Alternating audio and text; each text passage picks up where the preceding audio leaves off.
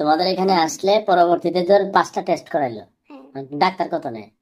Doctor আপনার যে টেস্টের যে অ্যামাউন্টটা আসে হুম এটা 50% আমাদের ল্যাবে থাকে হুম আর 50% ডাক্তারের। এখন যদি পরীক্ষা করে ধরেন 1,000 টাকার পরীক্ষা, হুম তো ফুল 1,000 টাকা দিয়ে যদি টেস্টটা করে তাহলে 500 আমাদের ল্যাবে থাকে, 500 উনি নিয়ে নেন, ডাক্তার নেয় নি? ডাক্তার নিয়ে নেন। রোগী তো আর জানে না না, ডাক্তার কিভাবে বড় টাকাটা নেয় ল্যাব থেকে।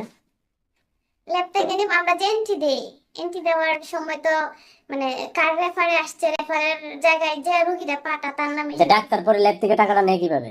রাতে কোনো এক সময় আসে না, ওদের যে অ্যাসিস্ট্যান্ট থাকে ওদেরকে পাঠা, পরে আমরা ওদের কাছে দিয়ে দিই।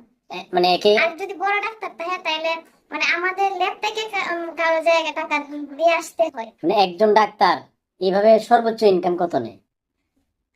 এই 8,000 9,000ও মানে আমার দেখা দৈনিক এরকম টাকা নিছে শুধু টেস্টের কমিশন? টেস্টের তাহলে